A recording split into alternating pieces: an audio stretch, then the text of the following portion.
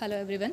Last class के अंदर हमने आपकी जो बुक थी टैक्सो की, इसमें हमने एंजियोस्पर्म्स के बारे में पढ़ा था कि एंजियोस्पर्म्स का ओरिजिन कैसे हुआ, एवोल्यूशन कैसे हुआ। इसके लिए हमने 7 थ्योरीज पढ़ी थी। इसके बाद में हमने 2 कॉन्सेप्ट पढ़े थे, मोनोफाइलेटिक एंड पॉलीफाइलेटिक, और इस तरह से हमने एंजियोस्पर्म्स का ओरिजिन कंप्लीट कर लिया था। आज हम एंजियोस्पर्म्स का क्लासिफिकेशन कैसे है वो पढ़ेंगे। ये आपकी यूनिट 2 के अंदर मिलेगा आपको, जो एंजियोस्पर्म्स एंड एम्ब्रियोलॉजी वाली जो बुक है, टैक्सोनॉमी एंड एम्ब्रियोलॉजी वाली, उसके अंदर आपको ये मिलेगा यूनिट 2 के अंदर। चलिए, सबसे पहले ये पॉइंट याद रखिएगा कि जो एंजियोस्पर्म का क्लासिफिकेशन है वो अलग अलग टाइम पर अलग अलग साइंटिस्ट ने दिया। ये पूरा थ्योरेटिकल पोर्शन है, इसलिए मैं आपको पॉइंट टू पॉइंट डिक्टेट करा रही हूँ और आपको इस तरह से एग्जाम में से लिखना है। स्टार्ट करते हैं। एंजियोस्पर्म्स की क्लासिफिकेशन की बात करते हैं तो यही बात कि इसका जो क्लासिफिकेशन है, एंजियोस्पर्म्स का क्लासिफिकेशन बहुत सारे टैक्सोनॉमिस्ट ने दिया है टाइम टू टाइम। ठीक है, many system of classification of angiosperm have been proposed by many taxonomist from time to time. That mean कि अलग अलग क्लासिफिकेशन अलग अलग टैक्सोनॉमिस्ट के द्वारा दिया गया, थोड़ा थोड़ा मॉडिफाइड किया गया। ये डिवाइड किया गया 3 ब्रॉड कैटेगरीज के अंदर। वो 3 ब्रॉड कैटेगरीज क्या क्या थी?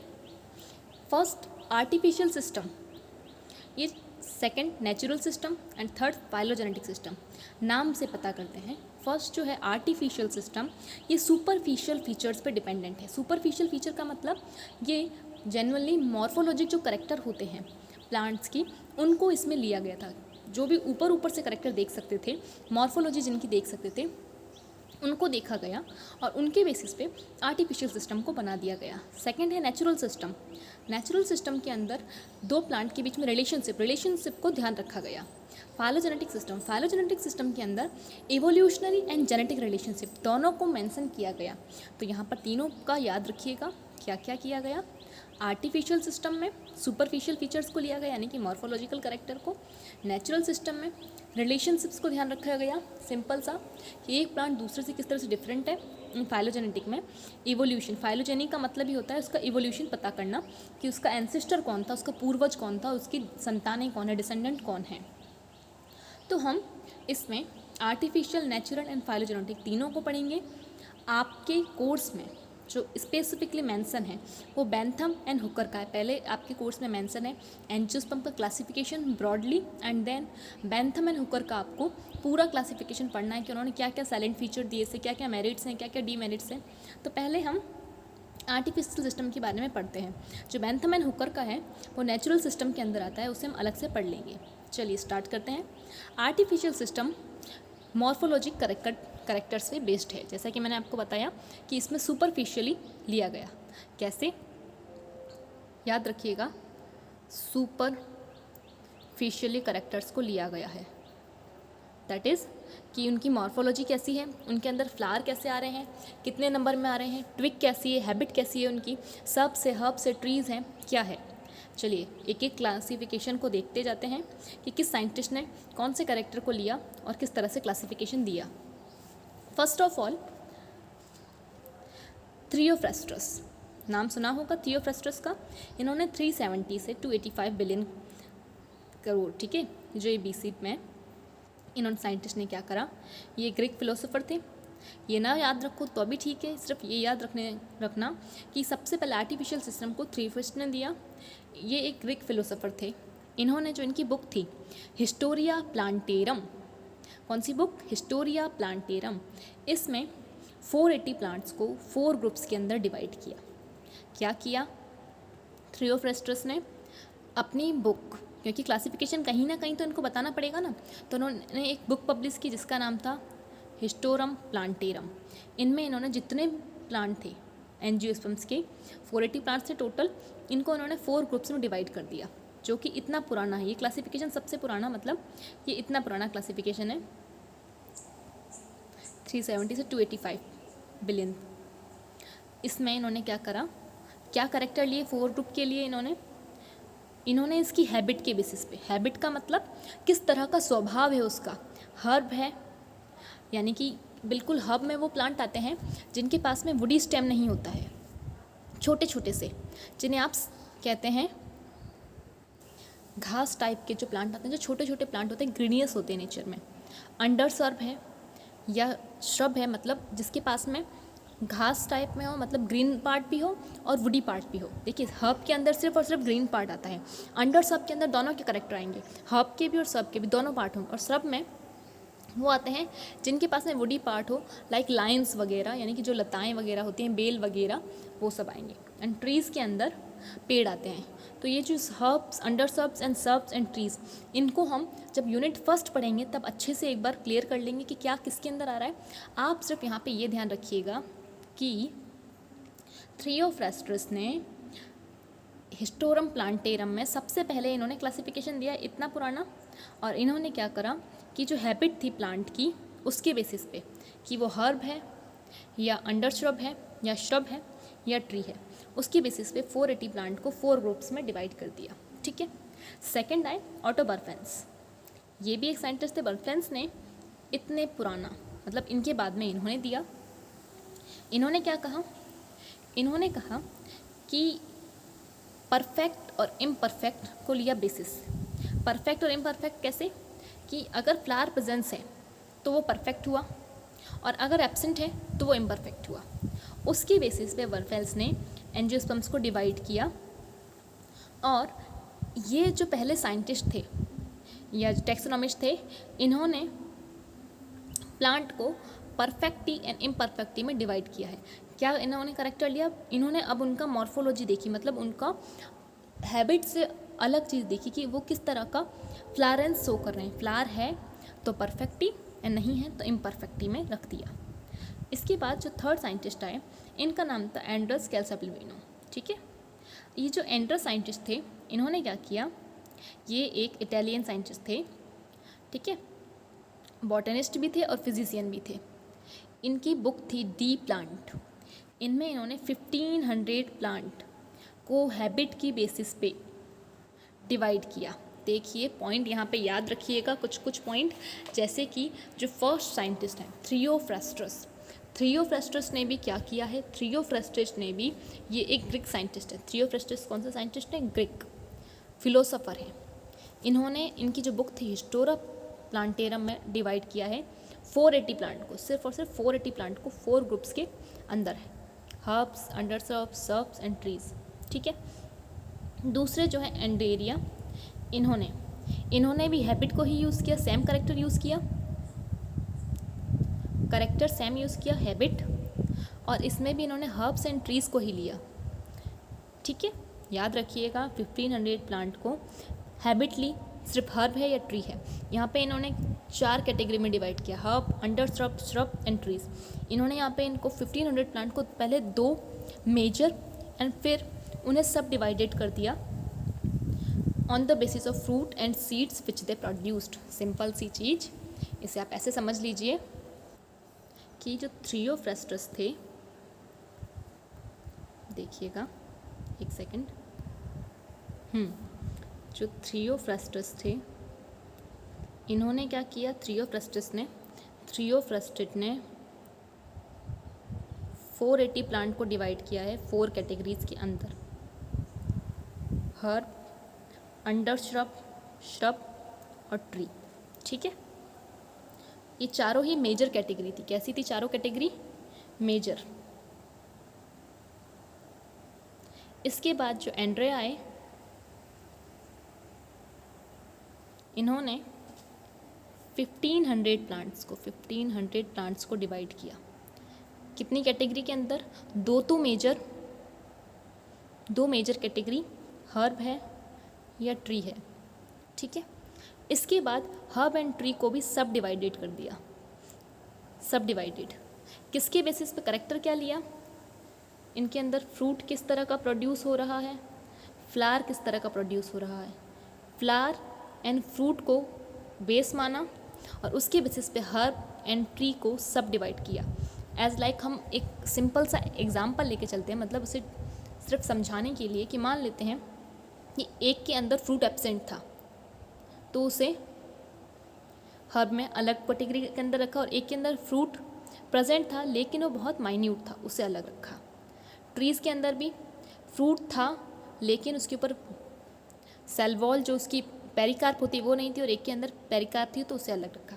दैट मीन्स सिंपल सा आपको इतना ध्यान रखना है कि ट्रियोफ्रेस्टस ने तो सिर्फ और सिर्फ हैबिट को ही लिया था, लेकिन एंड्रिया ने क्या करा, हैबिट के साथ साथ हैबिट को एज अ मेजर ले लिया, जिसमें सिर्फ उन्होंने दो लिए, हर्ब और ट्री, और इसको फिर सब डिवाइड किया। सब डिवाइड किया किसके बेसिस पे, फ्रूट एंड फ्लावर के बेसिस पे। ठीक है, यहाँ तक क्लियर हुआ। चलिए थर्ड पॉइंट पढ़ते हैं। थर्ड ये हो गया। फोर्थ पॉइंट, जो पिटन थे, जोसेफ पिटन, ये पूरे एक साइंटिस्ट है, इनका नाम डी टॉनफोर्ट। तो जो जोसेफ साइंटिस्ट थे, इन्होंने इस टाइम पर 1708 के टाइम पर क्या करा, ये भी एक बॉटनिस्ट थे और फिजिशियन थे। एंड्रिया इटालियन थे, ये फ्रेंच के थे। ठीक है, इनकी जो बुक थी एलिमेंट्स डी बॉटिक्यू, इन्होंने इस बुक में एलिमेंट्स डी बॉटनिक्यू में फ्लावरिंग प्लांट को हर्ब्स एंड ट्रीज में डिवाइड किया और फिर फर्दर सब डिवाइडेड कर दिया। किसके बेसिस पे, मॉर्फोलॉजी के बेसिस पे। इनकी तरह ही काम करा बिल्कुल, इन्होंने भी हर्ब एंड ट्री में डिवाइड किया था, इन्होंने भी हर्ब एंड ट्री में डिवाइड किया, लेकिन इन्होंने जो सब डिवाइड किया था वो क्या लिया था, करेक्टर। इन्होंने सब डिवाइड करने पर करेक्टर लिया था कि किस तरह का फ्रूट एंड सीड्स ये बना रहे हैं। फ्रूट्स एंड सीड्स, फ्लावर्स नहीं सीड्स। ठीक है, याद रखिएगा, मैं आपको फ्लावर बताया था, यहाँ पर सीड्स है कि फ्रूट्स एंड सीड्स। यहाँ पर इन्होंने सब डिवाइडेशन के लिए, याद रखिएगा, सब डिवाइडेशन के लिए क्या करेक्टर लिया कि पेटल है या नहीं है। पेटल का मतलब बाह्य तल। देखिए पेटल का मतलब ये हैं सेपल्स, बाह्य दल जिन्हें कहते हैं, सबसे बाहर मिलती हैं। उसके बाद पेटल्स, पेटल्स का मतलब दलपुंज। दलपुंज क्या होते हैं, आपने कोई भी फ्लावर देखा है, उस फ्लावर का जो कलर वाला स्ट्रक्चर होता है उसे कहते हैं दलपुंज। तो इन्होंने सब डिवाइड किया प्लांट को पेटल्स के बेसिस पे कि अगर पेटल प्रेजेंट हैं तो उन्हें अलग कैटेगरी में रखा फ्लावर के अंदर, और अगर पेटल एब्सेंट है तो उन्हें अलग कैटेगरी में रखा। पहला पॉइंट इन्होंने ले लिया। दूसरा, सिंपल है या कंपाउंड फ्लावर है, यानी कि अगर सिंपल है तो उसको अलग रखा और कंपाउंड है तो उसको अलग रखा। रेगुलर है या इरेगुलर है, इन तीनों पॉइंट को हम ऐसे समझ लेते हैं कि देखिए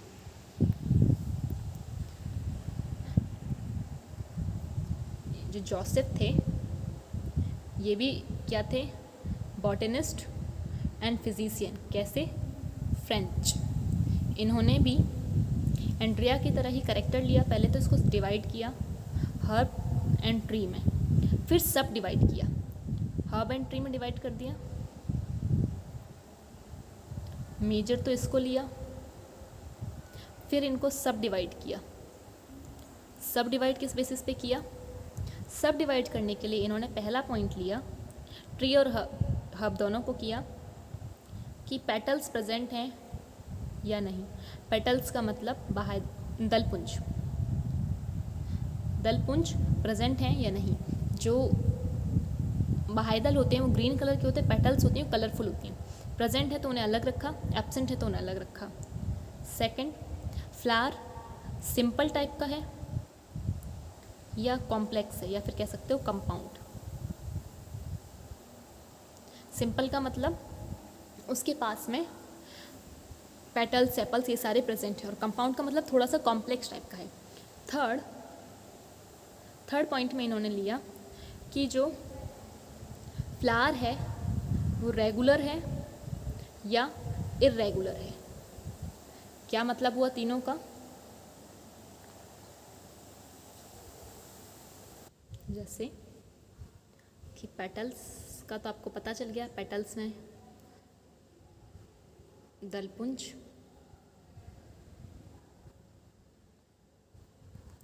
ये इस तरह से ये सेपल्स हो गई। इसके बाद ये पेटल्स हैं, ये वाला जो है हिस्सा ये पेटल्स कहलाता है। सेकंड जो था सिंपल एंड कंपाउंड। सिंपल का मतलब होता है कि जब हम आगे फर्दर क्लासिफिकेशन पढ़ेंगे, हायर क्लासिफिकेशन पढ़ेंगे, तो सिंपल को गैमो पेटलस कहा और कंपाउंड को पॉलीपेटलस। पॉली एंड गैमो, उल्टा ले लीजिए, ये कंपाउंड, इनको पॉली कहा और इनको गैमो। क्या फ़र्क है? सिंपल के अंदर जितने भी हैं पेटल्स, सेपल्स, एंड्रोशियम, गाइनोशियम, पुंकेसर, जायांग, ये सारे अलग अलग मिलेंगे, अलग अलग, आपस में जुड़े हुए नहीं मिलेंगे और इनका नंबर भी ज़्यादा होगा। लेकिन कंपाउंड के अंदर क्या होगा? ये सारे आपस में अटैच मिलेंगे और इनका नंबर कंपैरेटिवली कम होगा। तो ये पॉइंट याद रखिएगा, सिंपल एंड कंपाउंड में क्या फ़र्क है? सिंपल के अंदर नंबर ज़्यादा मिलते हैं ऑर्गन की एंड जुड़े हुए नहीं होते, अलग अलग होते हैं, फ्री। कंपाउंड के अंदर नंबर कम होता है एंड ये जुड़े हुए मिलते हैं, अटैच मिलते हैं। तो यहाँ तक आपको ये पॉइंट समझ में आया होगा। अब इसके बाद में बात करते हैं नेक्स्ट की, जिसका नंबर है 3, कि इनके अंदर इर्रेगुलर फ्लावर मिलता है या रेगुलर। इर्रेगुलर का मतलब जैसे कि सेपल्स हों, पेटल्स हों, एंड्रोशियम एंड गाइनोशियम, इनमें से कोई भी एक नहीं प्रेजेंट है, कोई भी एक अब्सेंट है, या फिर इनका जो स्ट्रक्चर है वो इस तरह से डिवाइड नहीं हो रहा है। ना तो आप उसको एक्टिनोमॉर्फिक तरह से काट सकते हैं, ना उसको आप जाइगोमॉर्फिक तरह से, मतलब उसको अगर आप डिवाइड करना चाहें, जैसे ये कोई फ्लावर है, ये इस तरह से फ्लावर है, इसको अगर आप 5 इससे आप डिवाइड करना चाहें तो आप इसे इस तरह से तोड़ सकते हैं इक्वल पार्ट्स के अंदर, या फिर कोई फ्लावर इस तरह से है तो इसे आप इस तरह से तोड़ सकते हैं।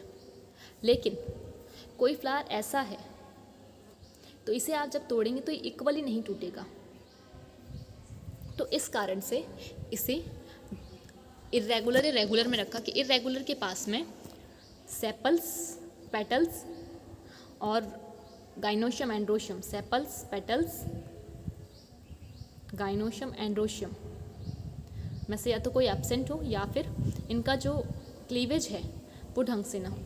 लेकिन जो रेगुलर हैं उनके अंदर ये सारे प्रेजेंट होते हैं। चलिए इसे एक बार अच्छे से और आगे पढ़ेंगे। ये बताया था जोसेफ ने। इसके बाद में आते हैं जॉन रे। जॉन रे क्या थे? जॉन रे एक नेचुरलिस्ट थे, मतलब जो नेचर के बारे में स्टडी करते हैं वो, ठीक है, इंग्लिश नेचुरलिस्ट थे। इनकी जो बुक थी प्लांटेरम नोवा, इसमें इन्होंने प्लांट को डिवाइड किया हर्ब्स में, सब्स में, ट्रीज़ में, ठीक है, हर्ब्स, सब्स एंड ट्रीज़ को। फिर इनको डिवाइड कर दिया dicotyledon and monocotyledon on the basis of 2 और 1 कोटिलेडन। दैट मीन कि